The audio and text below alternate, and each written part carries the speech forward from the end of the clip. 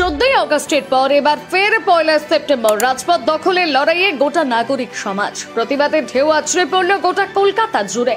আর এই লড়াইয়ে হাত মিলিয়েছে এক সাধারণ পোষ্য কুকুর।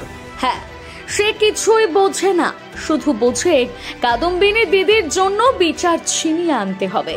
তবে সে কিন্তু কোনো প্লাকার্ড কিংবা চিৎকার করে প্রতিবাদ করতে পারেনি।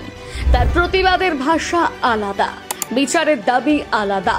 আর এই পোষ্যের নাম গোল্ডি। সে তার স্বভাব সুলভ ডাক দিয়ে এই প্রতিবাদের মিছিলে হাঁক তুলেছে। চলুন দেখে নি পোষ্যর মালিক এই নিয়ে ঠিক কি বললেন। প্রথম কথা, আমি যে কাজটা করি সেটা হচ্ছে আমি পড়াই। সেখানে ছেলে মেয়ে সবাই আছে। এখানে আজকে যে ঘটনাটা ঘটেছে সেটা আমার ছেলে মেয়েদের ক্ষেত্রে কোনোদিন হবে না, তার তো কোনো মানে নেই। যেখানে সারা কলকাতা জাগছে, সেখানে আমিই বা থাকি কী করে? আর আমার এই পোষ্যটাও একটি মেয়ে, তাই জন্য আমি ওকে নিয়ে এসেছি। ও তো একটি মেয়ে, ও প্রতিবাদ করে।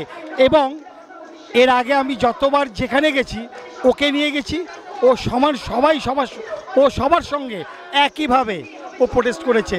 ওর ভাষাটা ছিল ঘেউ ঘেউ করে হলেও ও করেছে। সেই জন্য আমি ওকে নিয়ে এসেছি এবং আমি মোটামুটি যেখানে যাই সেখানে ও থাকে। আর এই কারণে আমি নিজে ঘরে থাকতে পারিনি। আমার কালকে ক্লাস আছে, সেটা আমার কাছে বড় ব্যাপার নয়।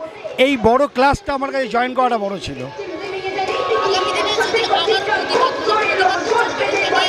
ডেফিনেটলি আসবো।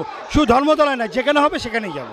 প্রতিবেদনটি লিখেছে সুনন্দা মান্না, কণ্ঠে রিয়া সরকার, রিপোর্টিং এর শোভন চক্রবর্তী, গ্রাফিক্স করেছে শুভঙ্কর সরকার এবং ফুটেজ সংগ্রহ করেছে সুস্মিতা কুন্ডু। বাংলা হান্টের আরো নিত্য নতুন প্রতিবেদন দেখতে নজর রাখুন আমাদের পেজে।